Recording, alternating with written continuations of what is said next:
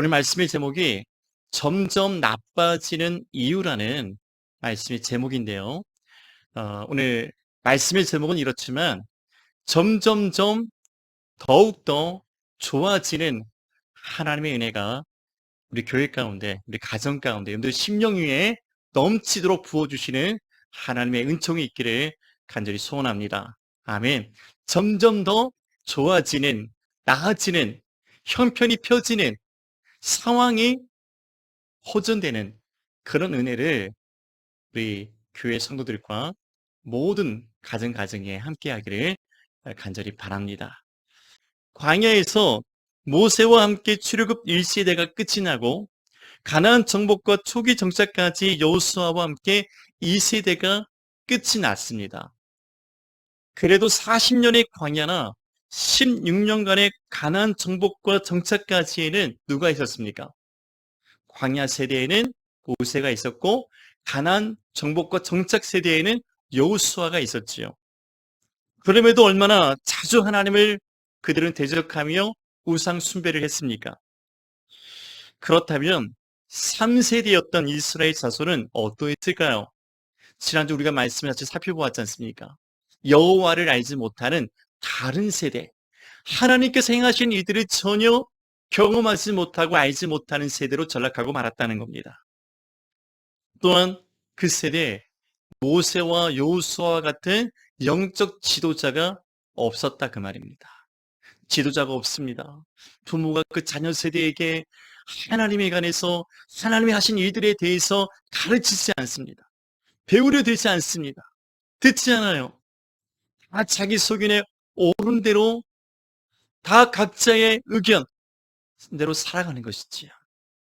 그 결과는 하나님께서 그들에게 진노하사 심판하셨다는 것입니다. 사사기 2장 14절 15절에서 이렇게 말씀하고 있습니다. 여호와께서 이스라엘에게 진노하사 노력하는 자의 손에 넘겨주사 그들이 노력을 당하게 하시며 또 주위에 있는 모든 대적의 손에 팔아넘기심에 그들이 다시는 대적을 당하지 못하였으며 그들이 어디로 가든지 여호와의 손이 그들에게 재앙을 내리시니 곧 여호와께서 말씀하신 것과 같이 여호와께서 그들에게 맹세하신 것과 같아서 그들의 괴로움이 심하였더라. 가나안은 어떤 땅입니까? 하나님의 약속의 땅 아닙니까? 하나님께서 이스라엘 족속에게, 이스라엘 백성에게 복을 주시겠다고, 은혜를 주시겠다고 인도하신 땅 아닙니까? 그렇다면 그곳에 정착하고 그들이 안정이 되면 될수록 하나님께서 그들에게 복을 주셔야 되는데 이상한 일이 생기는 거예요. 그들이 어디로 가든지 무엇을 하든지 하나님께서 복을 주시고 은혜를 주시는 것이 아니라 재앙을 내리셨어요. 심판하셨습니다. 저들의 대적을 이기지 못하는 거예요. 하나님께서 그들에게 괴로움을 더하셨습니다. 그 기간이 바로 350년이라는 사사 시대의 기간이었던 것입니다. 왜 그렇게 되었습니까? 결국에는 그들이 하나님을 떠난 세대가 되었기 때문에 그렇습니다. 하나님을 잊어버린 세대가 되었기 때문에 그렇습니다. 그런 민족과 사회와 가정이, 그런 심령이 어떻게 되는지를 우리에게 하나님은 잘 말씀하고 계시는 것입니다. 하나님은 이스라엘을 위해서 쫓아내었던 가나안 족속들을 다시 불러들여서 이스라엘을 심판하기 위해서 그들을 사용하셨습니다. 하나님께서 우리에게 인생 막대기와 채찍으로 우리의 잘못됨을 가르쳐 주시고 꾸짖고 바르게 인도하시는 것처럼 하나님은 이스라엘 주변의 이방 민족들, 가나안에 살고 있었던, 그러나 하나님께서 쫓아내 주셨던 그들을 다시 불러들여서 하나님을 잊어버리고 떠난 세대에 대하여 우상 숭배하는 이 3세대, 그리고 그 이후의 세대들에 대해서 하나님은 심판하시고 하나님은 그들에게 재앙을 내리셨다는 것입니다. 결국 하나님의 심판과 재앙으로 고통과 괴로움이 더해질수록 그들은 다시 하나님을 찾게 되었습니다. 우리도 늘 그러지 않습니까? 고통이 더해지면, 괴로움이 더해지면 내 나름대로 방법을 찾아보지만 더 이상 할 수 없겠다는 판단이 서게 되면 결국 누구를 찾게 됩니까? 하나님 아버지를 찾게 되는 거예요. 교회를 찾습니다. 목사님을 찾아옵니다. 기도의 자리를 찾아옵니다. 예배의 자리를 찾아오지 않습니까? 이스라엘 백성도 하나님의 심판하시고 재앙을 내리시니까, 괴로움이 더해지니까 결국에는 누구를 찾게 됩니까? 하나님을 찾게 되는 것입니다. 그것이 우리의 인생이고, 그것이 가정이고 교회고 나라의 민족의 모습이라 할 수 있습니다. 사사기 2장 9절의 말씀입니다. 이스라엘 자손이 여호와께 부르짖음에 여호와께서 이스라엘 자손을 위하여 한 구원자를 세워 그들을 구원하게 하시니, 그들에게 괴로움이 더해지니까 하나님을 찾아서 고통을 하나님께 아뢰입니다. 하나님 이렇습니다. 하나님 도와주세요. 하나님밖에 없습니다. 그때 하나님께서 들으시고 그들에게 한 구원자, 즉 사사를 세우셨다는 겁니다. 사사의 뜻이 재판관, 다스리다, 통치자, 그런 의미가 있습니다. 그 당시 하나님께서 세우셨던 영적인, 종교적, 정치적, 또 재판에 있어서 지도자로 세웠던 사람들이 누굽니까?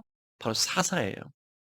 온엘부터 시작해서 우리가 잘 아는 삼손에 이르기까지 하나님께서 350년 동안 12명의 사사를 세우셔서 그들을 다스리시고 통치하시고 구원하셨던 것입니다. 바로 이 구원자가 사사라 할 수 있습니다. 그런데 이런 똑같은 패턴이 지난주 말씀에서 살펴본 바와 같이 350년간 계속되었습니다. 지겹지 않습니까? 이런 패턴이 350년간 계속 지속되는 거예요. 사실은 사사시대뿐만 아닙니다. 그 이후에 왕조시대에는 어땠습니까? 그리고 지금 우리의 모습은 어떻습니까? 똑같은 삶의 패턴이, 신앙의 패턴이 우리에게서도 계속 반복되고 있는 것이죠.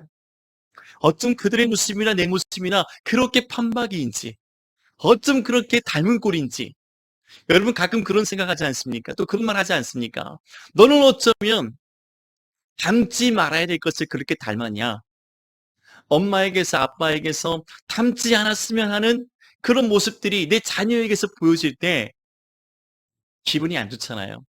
저런 모습은 안 닮았으면 좋겠는데 어쩜 그렇게 닮아서 똑같이 그렇게 행하는지, 그런 모습을 보면 마음이 괴롭잖아요. 그런데 부모보다 더 좋은 모습, 부모의 좋은 모습을 닮아서 그런 모습을, 그런 삶을 살아가는 자녀를 보면 기분이 좋습니까? 나쁩니까? 좋지요. 그렇죠? 부모보다 더 좋은 모습, 부모에게 있는 장점, 그런 모습이 자녀의 닮은 꼴처럼 나타날 때 기분이 좋잖아요. 닮지 않았으면 하는데 그 닮은 모습을 볼 때마다 마음이 괴롭지 않습니까? 하나님께서도 그 옛날 과거의 세대, 그들이 보였던 모습을 지금 우리에게서 하나님 보실 때 하나님 마음이 괴로운 거예요. 하나님의 은혜를 헛되이 받지 말라는 말씀이 다 여기에서 우리에게 주시는 말씀의 메시지인 것입니다. 은혜를 받았으면, 우리의 속사람이 바뀌고 강건케 되었다면, 하나님의 은혜를 받았다면, 구원을 받았다면 바뀌어져야 하는데, 여전히 과거 그들의 모습이나 우리의 모습이나 똑같은 신앙의 삶의 패턴이 보여질 때 하나님 보실 때 마음이 괴로우신 겁니다. 그런데 우리 하나님은 자비로우시고 인애가 많으셔서 오래 참고 우리를 기다리고 계시는 줄로 믿습니다. 아멘. 여러분, 하나님께서 이 사사시대에 그들을 심판하시고 재앙을 내리셨던 방법은 크게 두 가지입니다. 첫째는 그들과 함께 공존했던 블레셋, 미디안, 암몬과 같은 가나안 족속들을, 그들을 통해서 이스라엘 백성을 괴롭게 하신 방법이 있었습니다. 둘째는 그들이 사는 땅에 큰 흉년이 들게 하셨습니다. 이것은 사실 하나님께서 인류의 역사 가운데에서 우리를 심판하실 때 주로 사용하신 방법 중에 하나입니다. 하나님께서 수년간 비를 내리시지 않는 거예요. 그 땅에 흉년이 들게 합니다. 그래서 결국은 그들의 괴로움이 더해지면 하나님을 찾게 되는 것입니다. 첫째는 이방 족속을 통해서 침략을 하게 하시고 고통을 주시고, 둘째는 하나님께서 가뭄과 흉년을 주셔서 그들이 먹고 살기 힘들게 하시는 거예요. 그렇게 되면 결국 누구를 찾게 되는 것입니까? 하나님을 찾는 것입니다. 결국 이 모든 것은 하나님을 잊고 떠나버린 세대, 세상의 쾌락과 죄악 가운데 우상 숭배하던 그 세대들, 이스라엘 백성이든 지금의 우리의 모습이든 하나님을 다시 찾고 돌아오게 하시려는 하나님의 열심 때문입니다. 하나님의 열심이 그들에게 고통을 주어서 하나님을 찾고 돌아오게 하시는 것입니다. 하나님의 열심이 있기 때문에 그렇다는 것입니다. 우리가 읽은 본문 룻기서 1장도 같은 배경에서 하나님 말씀을 기록하고 있습니다. 룻기서 1장 1절에서 이렇게 말씀하고 있습니다. 사사들이 치리하던 때에 그 땅에 흉년이 드니라. 룻기서의 역사적 배경은 바로 사사시대입니다. 그런데 이 사사시대에 젖과 꿀이 흘러야 될 가나안 땅에 전대미문의 큰 흉년이 찾아왔습니다. 크나큰 기나긴 흉년이 들었습니다. 이것이 그들의 땅에 내리셨던 하나님의 심판과 재앙이라 할 수 있습니다. 그리고 그 흉년 가운데 있었던 한 가정, 한 가문의 이야기를 룻기서에서는 소개하고 있는 것입니다. 바로 엘리멜렉이라는 한 가정의 이야기입니다. 시작은 엘리멜렉의 가정의 이야기로 시작되지만 사실 그의 며느리였던 모압 여인 룻에 관한 이야기로 마무리하게 되죠. 룻이 누굽니까? 우리가 잘 아는 다윗의 증조 할머니입니다. 증조 할머니. 그리고 예수님이 이 족보, 이 계보를 통해서 이 세상에 오셨다는 거 우리는 잘 알고 있습니다. 이 가족이 살았던 유다 베들레헴에 큰 흉년이 들게 되자 엘리멜렉은 아내와 두 아들을 데리고서 모압이란 땅으로 이민을 떠났습니다. 본문 1절, 2절 말씀을 다시 한번 읽겠습니다. 사사들이 치리하던 때에 그 땅에 흉년이 드니라. 유다 베들레헴의 한 사람이 그의 아내와 두 아들을 데리고 모압 지방에 가서 거류하였는데 그 사람의 이름은 엘리멜렉이요 그의 아내의 이름은 나오미요 그의 두 아들의 이름은 말론과 기론이니 유다 베들레헴 예브랏 사람들이더라. 그들이 모압 지방에 들어가서 거기 살더니. 그런데요, 이 흉년을 피해서 유대 땅 베들레헴에 임했던 이 크나큰 흉년을 피해서 더 나은 삶을 위해서 모압 땅으로 이민을 떠났습니다. 그렇지만 결국 그곳에서 그 가정은 풍지박살이 나고 말았습니다. 그 말씀이 이 본문 3절에서 5절까지에서 기록하고 있습니다. 다시 한번 말씀을 읽어드리겠습니다. 나오미의 남편 엘리멜렉이 죽고 나오미와 그의 두 아들이 남았으며 그들은 모압 여자 중에서 그들의 아내를 맞이하였는데 하나의 이름은 오르바요 하나의 이름은 룻이더라. 그들이 거기에 거주한 지 10년쯤에 말론과 기론 두 사람이 다 죽고 그 여인은 두 아들과 남편의 뒤에 남았더라. 그 여인 나오미는 그 남편과 그 두 아들의 뒤에 남았다는 거예요. 너무 쓸쓸한 이야기잖아요. 더 나은 삶을 위해서, 더 좋은 형편을 위해서, 더 안정된 삶을 위해서 이주를 갔는데 그 간 곳에서 너무 쓸쓸한 이야기로 끝나고 마는 거예요. 자, 창대하게 시작한 것 같은데 초라하고 씁쓸하고 비참하게 끝나고 말았습니다. 이민 간 지 몇 년이 못 되어서 엘리멜렉이라는 남편은 죽고 말았습니다. 그 뒤따라서 두 아들마저 세상을 떠났습니다. 그나마 갖고 떠났던 재산마저 다 탕진하고 말았습니다. 지금도 이민 생활이 어렵다고들 이야기하지 않습니까? 그런데 그 당시 내가 살던 곳을 떠나서 다른 이방 지역으로 가서 산다는 것은 상당히 위험스럽고 굉장히 힘든 어려운 삶을 의미하는 것입니다. 그럼에도 불구하고 그들이 살았던 베들레헴이 흉년이 찾아오니까 좀 더 나은, 좀 더 편안한 안정된 삶을 위해서 그 어려운 이민을 택했던 것이죠. 그럼 더 나아져야 되잖아요. 형편이 더 좋아져야 되잖아요. 그런데요, 비참하고 초라하고 쓸쓸하게 끝나고 만 것입니다.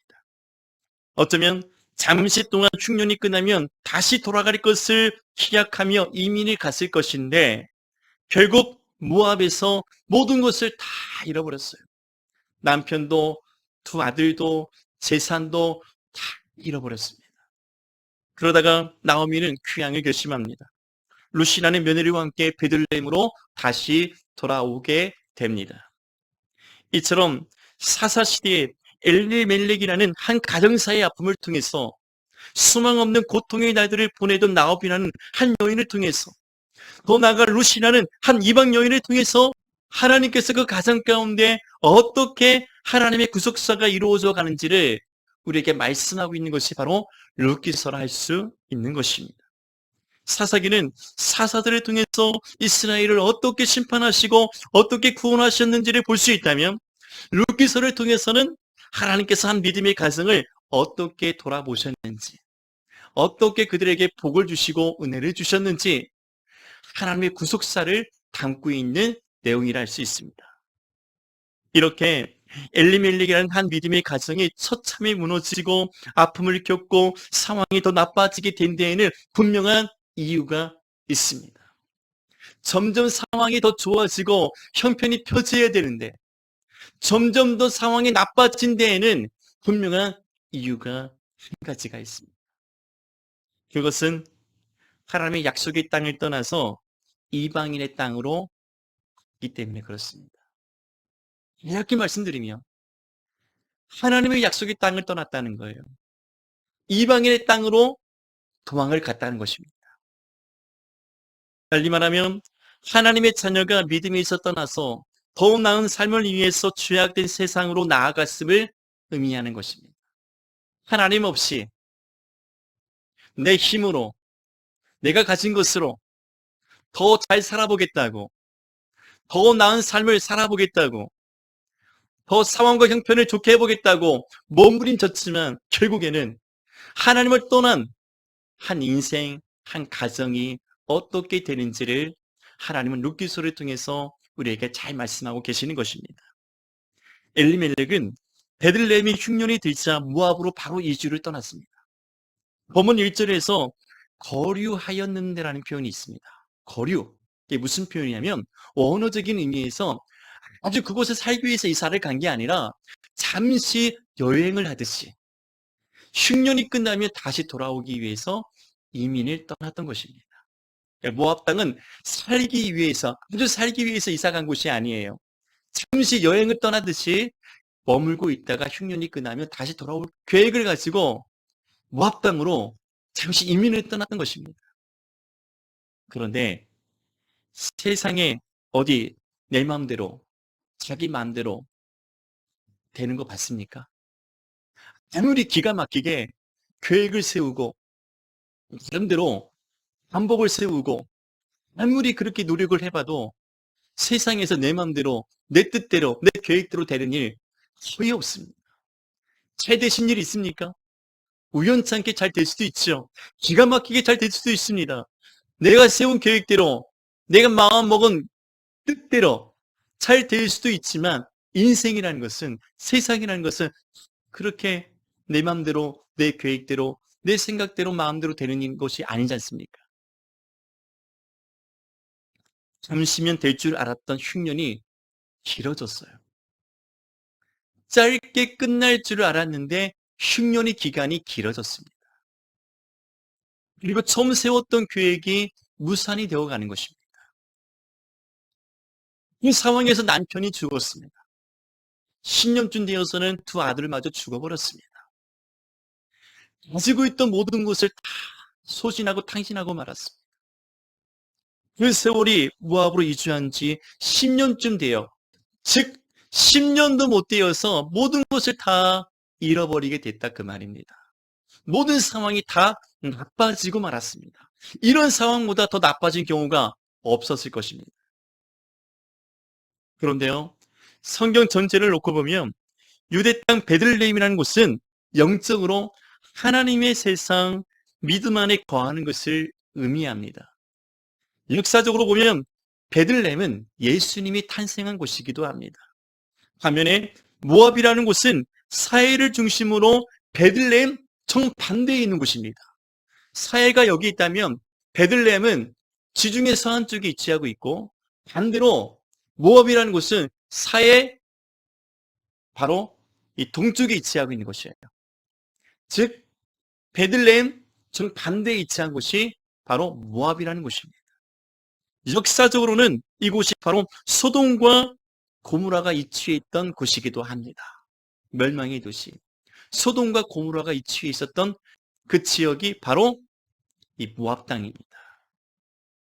즉 이들이 베들레헴을 떠나서 모압으로 갔다는 그 말은 세상의 안락을 위해서, 성공과 재물을 위해서 하나님의 약속을 저버리고 죄악된 세상으로 떠나갔음을 의미한다 그 말입니다.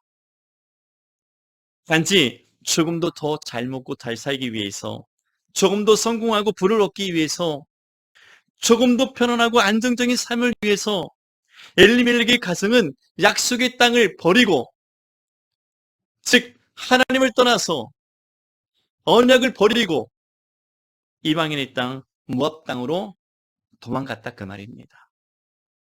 그리고 또 엘리멜렉의 가정은요, 당시 베들레헴에서 유력한 집안이었습니다. 곧 재물과 명성이 있었던, 나름대로 신망이 있었던, 나름대로 유력한 집안이었단 말입니다. 더 나아가서 믿음의 본이 되어야 될 가정이었습니다. 그렇다면 비록 베들레헴에 크게 흉년이 들었다 할지라도 지역의 유력자였던, 신앙의 가문이었던 엘리멜렉의 가정은 베들레헴을 결코 떠나서는 안 되었습니다. 오히려 흉년을 당한 베들레헴 사람들을 돌아보고요, 자신의 것들을 나누며 도왔어야 하는데 어처구니 없게도 엘리멜렉의 가정은 자신들만 잘 먹고 잘 살겠다고 흉년을 피하여 꽁무니를 빼고 모압 땅으로 도망을 갔던 것입니다. 더욱이 왜 이스라엘에 흉년이 임했습니까? 하나님의 심판과 재앙으로 임한 거 아닙니까? 훗날 나오미가 모든 것을 잃고서 다시 며느리 룻과 베들레헴에 함께 돌아왔을 때 사람들이 이렇게 이야기했습니다. 이가 나오미가 아니냐? 이가 나오미가 아니냐? 그때 나오미가 이렇게 대답을 했습니다. 나오미가 그들에게 이르되 나를 나오미라 부르지 말고 나를 마가라 부르라. 이 전능자가 나를 심히 괴롭게 하셨음이니라. 내가 풍족하게 나갔더니 여호와께서 내게 비어 돌아오게 하셨느니라. 사람들이 아니 이 사람이 나오미 아니야? 어쩌다 이렇게 됐지? 그 말투에는 조롱스럽긴 비웃음이 함께 있었던 것입니다. 물론 안타깝죠. 그리고 마음이 아프죠. 하지만 그렇게 도망갔던, 그렇게 도주했던 그 가정을 바라보면서 사람들은 비웃고 조롱스럽긴 이야기를 한 것입니다. 이에 대해서 나오미는 잘 알잖아요. 나를 나오미라 부르지 말아라. 나를 말아라 해라. 말아가 뭡니까? 괴로움이 더해지다는 뜻을 갖고 있습니다. 괴로움을 더하다. 여러분, 엘리멜렉의 가정은 어떻게 되었습니까? 한마디로 그의 가정은 몰락하고 말았습니다. 모든 것이 좋아질 거라 예상하고 떠났지만 이전보다 상황이 더 나빠지고 말았습니다. 이보다 더 나빠질 수가 없는 거잖아요.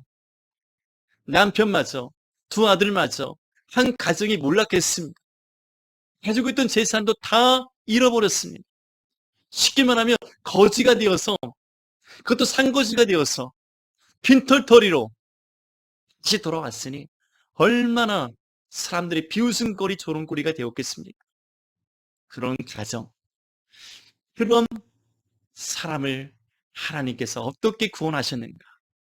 어떻게 하나님이 그 가정을 통해서 하나님의 구속사를 이루어 가셨는지를 기록하고 있는 것이 바로 룻기서라 할 수 있는 것입니다. 여러분, 모든 것이 좋아질 거라 예상하고 떠났지만 이전보다 상황이 더 나빠졌습니다. 반면에 베들레헴과 유대 땅은 하나님께서 어떻게 행하셨습니까? 여호와께서 자기 백성을 돌보시사 그들에게 양식을 주셨던 것입니다. 그러나 엘리멜렉의 가정은 모압과 베들레헴 모두에게서 수치와 조롱거리가 되었고 잘 살기 위해서 갔지만 모든 것을 잃고서 거지가 되어 돌아왔다 그 말입니다. 그러나 하나님께서는 베들레헴과 유대 땅에 하나님이 자기 백성을 돌아보심으로 그들에게 양식을 주셨다는 말씀을 통해서 비록 힘들고 어렵지만 흉년을 이겨내고 하나님의 약속의 땅을 떠나지 않고 하나님을 떠나지 않고 믿음을 지켰던 하나님의 백성들을 향해서는 하나님께서 결국은 다시 회복시키는 은혜가 있음을 믿습니다. 여러분, 아무리 힘들고 어렵다 할지라도 하나님의 약속의 말씀을 떠나지 마십시오. 믿음의 자리를 떠나지 마세요. 예배의 자리를 벗어나지 마십시오. 아무리 더 잘 먹고 잘 살기 위해서, 성공하기 위해서, 꿈을 이루기 위해서 여러분들이 나름대로 방법을, 계획을 가지고 여러분 하나님을 떠나서 살아보고자 할지라도 그 인생은, 그 가정은 결국은 몰락하는 것입니다. 하나님을 떠난 세대, 하나님을 잊어버린 세대, 그 가정과 그 인생을 향하여 하나님은 반드시 심판하시는 거예요. 그러나 하나님은 아주 버리지 않습니다. 다시 그가 하나님께 돌아와 구원을 얻고 하나님의 구원의 놀라운 일들을 함께 이루어 나가는 축복도 베풀어 주시는 줄을 믿습니다. 그러나 할 수 있다면 아니요, 그렇게 해야 합니다. 믿음의 자리에서 우리는 떠나면 안 됩니다. 약속의 말씀에서 떠나면 안 됩니다. 예배의 자리, 기도의 자리 절대로 떠나서 여러분 세상으로 돌아가지 않기를 주님의 이름으로 축원합니다. 하나님의 백성은, 하나님의 자녀는 어떤 경우에도 하나님을 떠나서 세상으로 가서는 안 됩니다. 어정쩡하게 하나님을 섬기는 척하면서 세상을 더 의지하는 양다리 걸치는 행위를 우리는 멈춰야 합니다. 양다리를 거치면요 반드시 찢어집니다. 그렇지 않습니까? 양다리를 거치면 반드시 찢어지는 거예요. 조금 더 잘 먹고 잘 살기 위해서, 조금 더 성공하고 안정된 삶을 위해서, 조금 더 보장된 직장을 위해서, 조금 더 화려하고 멋진 삶을 위해서, 조금 더 여유롭고 문화적인 삶을 위해서, 조금 더 많은 쾌락과 즐거움을 위해서 기꺼이 예배의 자리를 양보하는 일이 없길 바랍니다. 말씀과 믿음의 자리를 떠나지 않길 바랍니다. 그 길은 생명의 길이 아닌 멸망의 길일 뿐입니다. 성공의 길이 아닌 좌절의 길이 될 것입니다. 우리는 좀 더 안락한 삶을 위해서 죄악된 세상으로 향했던 이 엘리멜렉의 가정을 통해서 하나님이 주시는 가슴 뜨거운 메시지를 받으셔야 됩니다. 아무리 어렵고 힘들어도 내 인생에, 내 가정에 흉년이 될지라도 절대로 하나님을 떠나지 않겠다. 나름대로 엘리멜렉도 그런 계획이 있지 않았겠습니까? 내가 비록 베들레헴을 떠나서 모압 땅으로 갈지라도 내가 하나님을 떠나는 거 아니야. 내가 하나님 약속을 버린 게 아니야. 내가 하나님을 섬기지 않겠다는 게 아니야. 내가 하나님을 예배하지 않겠다는 게 아니야. 거기 가서도 나는 하나님을 예배할 것이고 기도할 것이고 믿음을 지킬 거야. 그런 나름대로 믿음의 결단을 하고 갔겠지만 결국이 어떻게 되었습니까? 양다리 겹친 결과 찢어졌습니다. 가정이 몰락했습니다. 다 잃어버렸습니다.